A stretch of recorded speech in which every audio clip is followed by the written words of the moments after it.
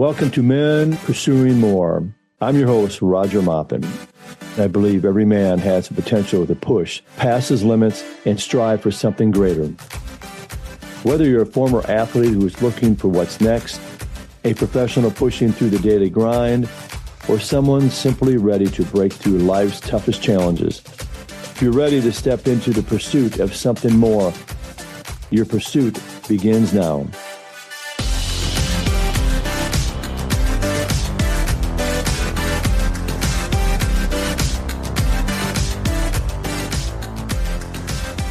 All right, welcome back to Men Pursuing More. I'm your host, Roger Maupin, and today we have William Jackson joining us. Welcome, William. Hey, how are you, Roger? How are you doing? I'm doing great. It is so good to see you. I know we have many conversations quite often, so it's a pleasure to have you on this show, this podcast, Men Pursuing More. So, hey, let's just dive into it on your journey today. So let's get started with it. The first question I have is for you is, tell us about your journey. I know you grew up in Oakland. You made your way to Eagan, Minnesota. And then just tell us about some of your successes and challenges along your journey to college football. Okay. The passion for me to play college football was it was inspired when I was more in middle school. I think in my early years, when I was involved in sports, I had a talent, but my focus wasn't there. And there was actually even a year I had a hiatus in that transition period, moving from Oakland to Minnesota. I wasn't really involved in much. I think I've told you this before, but I was pretty out of shape, didn't really have much athleticism to me once I got to middle school. I was a little bit of a roly-poly. I always joke that I weighed 200 pounds since I was 12 years old.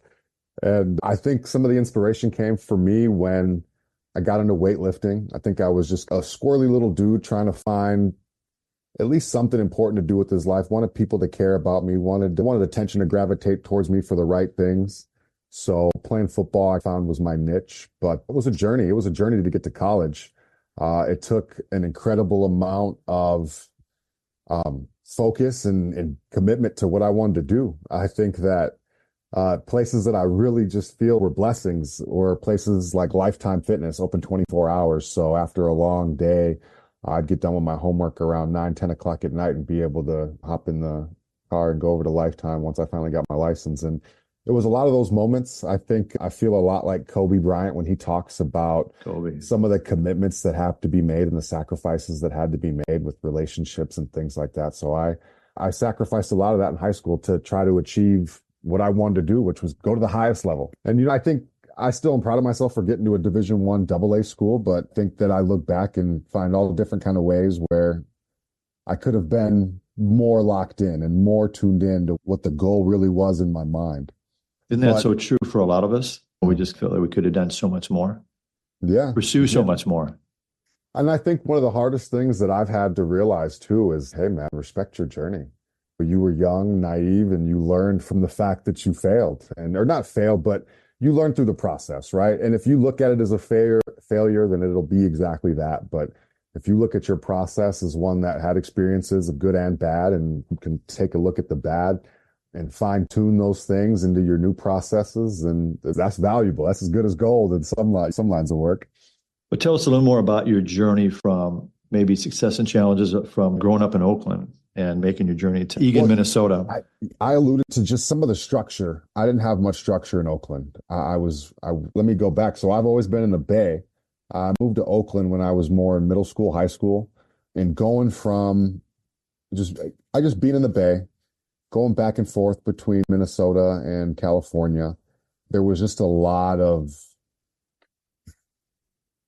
structure is the best way I can say it.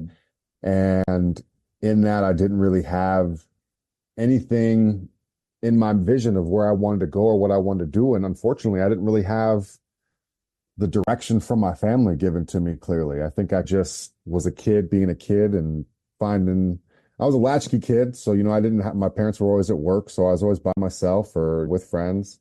I grew up an only child. So there was a lot of figuring it out by myself. And so when I talk about some of the sacrifices that were made, I think about some of the pieces to me and the conditioning to me growing up. And if I was had siblings or something, if I had more people around me growing up, maybe I would have been less likely to really focus and isolate myself the way I did to make it to the goal. But once I came to Minnesota, man, I had my mother's side of the family, that upper middle class, white family, really showing me a lot about myself and how it wasn't going to work that way. And I think that led to a lot of, okay, I need to figure something out, and really committed to just being a physical specimen and trying to compete. I don't know why I've always felt such a vitality in that competitional, or that the realm of competition. And so I really thrived in that and just chased it. There was no other vision for me in that world other than maybe I think about high school and trying to find a girlfriend, but save your time for that, fellas. That's another conversation. I just think it's such a distraction. There's so many things that we chase, and they make us feel important, but they're really superficial. Those extrinsic motivational factors that can honestly distract us from our true pursuits. Trying to find the discretion and wisdom to be able to discern what suits you and what doesn't as a young man is challenging. And I think that there's a lot of elements of how to go about that. And I'll touch on that piece later. I think there's a question I know that I'll pause. I love it. I love those words you talked about regards to being you're just a humble man, and just the discernment. I know we've talked a lot about that word truthful, just being truthful to yourself and being truthful to others. So tell us more about like your journey after like college. So you played college football, and then that kind of journey after college football. I had some aspirations of trying to compete at the highest level, but I think that honestly, it's a great segue from how we ended the last point of how distractions can really steer us off of our path. And I love the metaphors of the Bible and that get discussed as far as how when we open the doors for the devil to come in and play games in our lives, that's exactly what happens. And it ends up really taking us to a place where we feel low sometimes, And I think for me, you talk about truthfulness, I think that I started to make a progressive, consistent series of selfish decisions. I think it started with selfishness, a lot of me and what I was getting, and I wasn't getting enough, and I didn't feel like I was getting a lot of entitlement. Honestly, I think at the end of my football career, I was like 22, 23. A lot of entitlement, felt like I deserved some things that looking back now, I know I didn't deserve them. And I think it led me to fall prey to just some things in my life that I didn't even realize were a part of my youth, and some trauma. I think a lot of people, it's a buzzword now, is talking about trauma, because that's an element. I think when we talk about our psyche, every man has an obligation to go through his own hero's journey and figure out who he is in the midst of the dark night before the dawn. And so when I look at my post-college playing experience, I think that was, the beginning of a dark night for me, because I had no idea who I was outside of that realm of competition and playing football and being a leader on a team and surrounded by young men, all pursuing the same goal with passion and all the elements of war, damn near. You're in the weight room, you're moving weights, you're on the football field. I'll never disrespect the actual theater that is war and the men that do that, but they can attest to the fraternity that is going through hell with somebody, and that's what we did. And so losing all that was really challenging, and not having the brotherhood that I needed. And I still had close friends, but there's something different about the day in, day out grind. And I fell into drugs and alcohol. I fell into trying to find love in all the wrong places, looking for self-gratification, looking for me and taking care of me and trying to find me. And God blessed me. I think I always tell a funny story about how I had a college sweetheart, and her and I split up at the end, and ironically ran into each other a couple of years after college. And her and I had a child together out of wedlock, and we have gone our separate ways since. But that one piece was almost like it felt like everything that was supposed to happen happened so that the birth of my son could take place, because the blessings that have come from that and the knowledge and wisdom about being a man seeking more. They say that there's never a perfect place to be in to have a child. And ideally, I'd love to have a couple $1 million in the bank and a house and a home already to put my wife and kids in. But at this point, I was at pretty much rock bottom, trying to figure it out for my own, and still had a lot of things to work with. And it's been in my work as a father that has really shown me my true place in God's kingdom. It's been being a father that has really shown me some of the most important elements of Christ and being a true lover of spirit and the well-being of another life. So there's so many things that I think had I not gone through that, a lot of that BS and a lot of that self-indulgence and self-pity almost, like people weren't sacrificing for me and I deserve their sacrifice. And since I'm not getting it, I'm frustrated and upset. And so once I had my kid, it really almost lifted a veil of ego and illusion from over my eyes. And it just taught me how to love and love without needing to change the love. I think it's a tough realm as a dad. You obviously, it's your job to grow your kids. It's your job to instill integrity and discipline and turn them into warriors for Christ. But there's also an element about just accepting them who they are and appreciating the moments. And I've really learned a lot about that balance. And so the challenges of really overcoming the addictions, overcoming the ego, and really coming back to what's important in life and my spiritual health and well-being. I think that was probably the journey that I faced after college. That was the most pivotal and the most I look back at it and as hard and as hellish as it was. I thank God every day I'm still here and still being able to give what I have to give towards life every day. Well, what a great example you are. You just have a heart of passion for people and being truthful and being honest and being a man that's willing to be vulnerable and willing to share. That's not always easy for men. No, man. Because our pride gets in the way. It does. It's tough because in this world, vulnerability for men, it's something that we all know that relationships thrive on vulnerability, but it's almost as if men aren't allowed to be vulnerable without being scolded or disrespected. Like no man wants to be disrespected. But if I'm ever vulnerable in a place where I want to speak truthfully from a place of heartfelt wisdom, it's almost like you're not allowed to speak it unless you speak it in a composed way. Nobody wants to see a man yelling and crying and it's theatrical, but when people open up their hearts, the hands move, the face moves, the words inflect, things are different. And there's a little bit more passion in that. And that has always been me, Roger. And I appreciate you for always respecting that about me and allowing me to feel, instead of embarrassed about it or flamboyant about it, allowing me to just appreciate more about the qualities of me as a man. I know I'm this larger black man, but I have this boyish heart in me and I'm playful and I like to really just enjoy the joviality of life sometimes. You can't take life too seriously. Yeah, we don't want to lose some of that. Okay, we always want to have a little bit of that boyiness. That's so true. Hey, I was going to ask you a question about, you talked about some of your personal growth, but along with your personal growth, what about some professional growth in your life that maybe, what were some, when you've had that kind of personal growth in your life, what caused that growth? I know you talked about your spiritual journey, having a child. Tell us a little more about that, like that spiritual journey or being truthful, maybe professionally as well as, I know you touched on it personally, but. I've always tried to figure out what for me professionally was going to be it. And I think that there's some things as I look deep into my subconscious, and as Carl Jung would talk about addressing your shadow self, I think I've got some things where I struggle with authority and my perception of myself in the eyes of authority. I think a lot lower of myself than I actually am in some of those realms, or I always feel like I'm not a good enough employee. And so I've jumped around professionally in a lot of different realms. I think fresh out of college, I'd gotten a psychology degree. I got into sales. I wanted to be a big salesman, making money, rolling in the dough. And I found out that's a grind.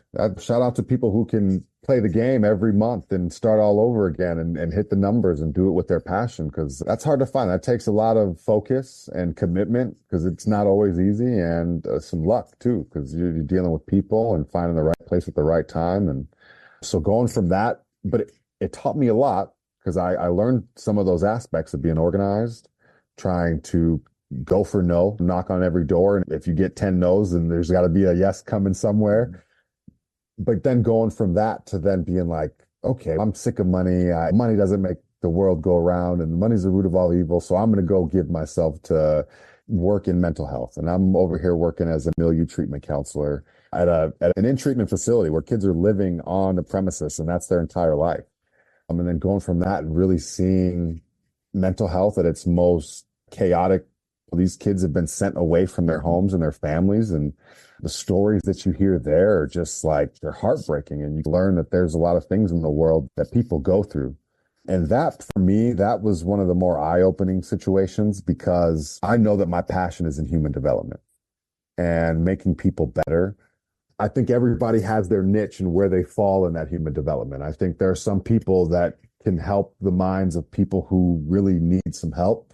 And then there's some people who take the minds of the highest achievers and turn them into their highest potential. Mm-hmm. And so I thought that myself would be in more of a middle ground, where I had students who haven't been so jaded by some of their past and have more of an open view, because they're more capable of, okay, let me pause. I won't say they're more capable of taking on new experiences, but they're not so hindered by their past, and there's more opportunity and more light.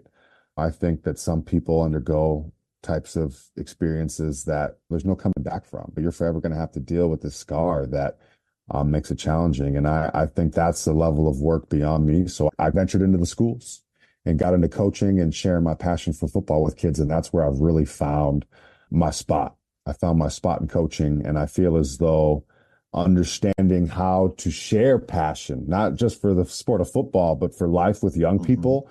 I think that's what God's put me here to do in this day and age, where we see what's happening in education, where the kid is less enthused. There's far more interesting dopamine hits on their cell phone rather than the person trying to share and educate them at the front of the classroom and get them to collaborate with their peers. And we need people like me in the world that are in education, that inspire kids to really want to connect with their teachers and learn and be curious and ask questions and do projects that are outside of the curriculum that help them expand on their own personal academic journey.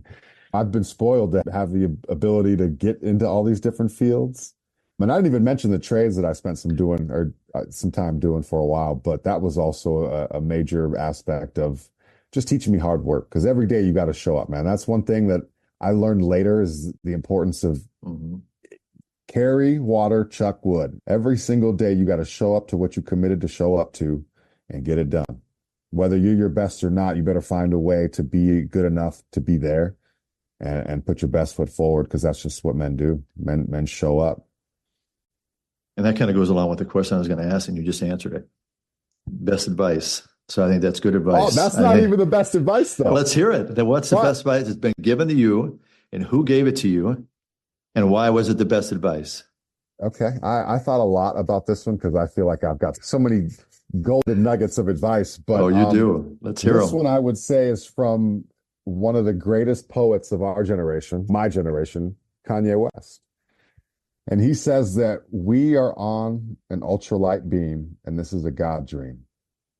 And when I think about that, I think of one of the principles of the fact that this whole thing is it's a mental matrix. We're all living through this through our mind, and we are doing this in the mind of the creator. And so being an ultralight beam in that realm, go create your world and create it with beauty and love and passion. I love that. Another question I had real quick before we start wrapping up. Who are some kind of influential people in your life in the past and also the present time that really made an impact on you? I said that I thought a lot about the last question, but I think I even thought about this one more, because honestly, Roger, I'd have to say it's almost like a trifecta. There's been 3 relationships that have forever changed me. And I slightly alluded to the one, but the first one that I think of is the relationship with my mother. My mother was a single mom that raised me the best she could. I think I made her life a living hell by playing manipulative games and running back and forth to California and neglecting the blessings that she bestowed upon me, because she had me when she was 16 years old, Roger. She was not prepared for the world, but she did everything she could to at least put a roof over my head and keep me fed and keep me out of trouble.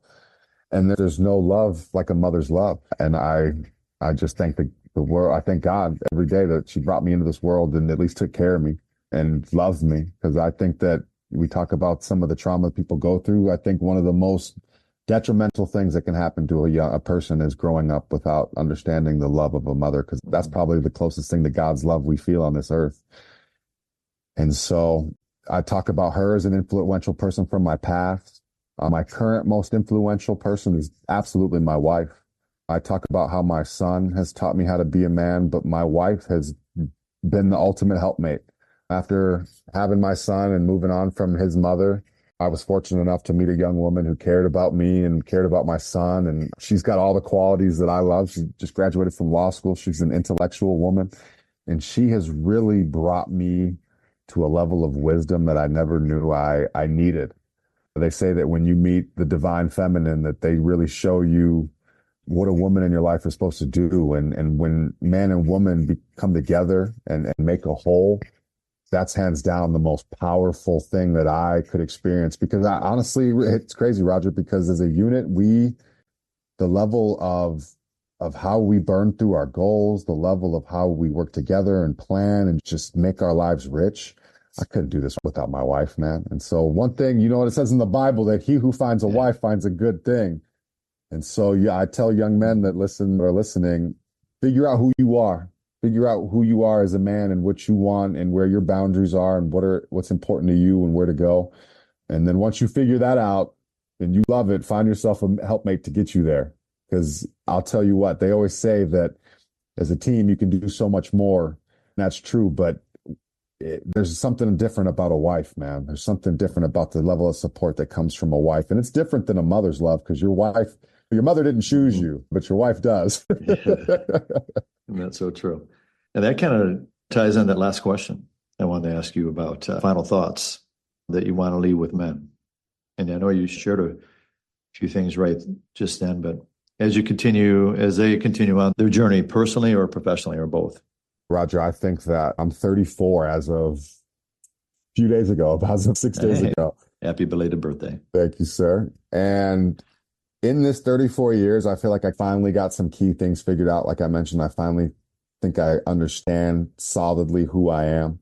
But had I had done that and spent more time trying to answer that and create that answer as a 19, 20-year-old, I could have saved myself a lot of stress, I think. I know that life's a journey and we got to go through the learning journeys, but I think, you ever see that meme where there's like a kid with his head on the ground and there's a boot on his head and it looks like he's having his head stomped on, and then you zoom out and it's him holding the boot on his head? That's what that's, man, is go through life without some foundation. It'll lead to a lot of instability. And as young men, if you can avoid instability and just begin to build a foundation through consistent practice of your craft, whatever you choose it to be, no matter what it is, it's going to give you a skill somewhere, somehow. So find pursuit in doing it every day, which takes passion. Because there's days where I know you love being a teacher, Roger, but I know some days it's probably, man, I sure could use that PTO day today. And that's his moments. There's those moments, but I'm sure you win some, you lose some. But as long as you know you're heading in the right trend, that's what this thing is about. So. All right. Hey, let's wrap this up. But I first of all, I want to ask for all the listeners where they can follow you. I'm on Instagram. That's probably my most communicative platform, where I do share some of my thinking in the form of memes. Share a lot of pictures of my life and some inspirational quotes. But that's Mr. Jackson 42.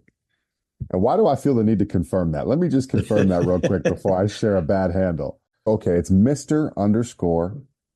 Jackson 42 is my Instagram handle. Also, I want to give a shout out. I got a close friend who he recently has gone on a similar journey where he's doing podcasting and trying to become more of an influencer.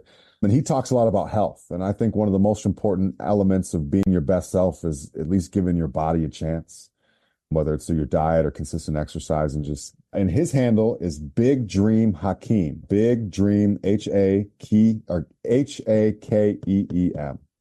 And so I would definitely recommend you go check him out. And your listeners, if they were interested in just trying to find new solutions to old ways, he's definitely someone who can help motivate them. I think we need to have him on here. I'm pursuing more. I would love to spread the word. I'll spread the word, please. Roger. That's a wrap with William Jackson. And I want to thank you for being on the podcast, Men Pursuing More. Awesome, man. You have a good night. All right. You as well. Appreciate it. Roger. Bye. Hey, thanks for listening to Men Pursuing More podcast. Don't forget to follow us at maupincoaching.com.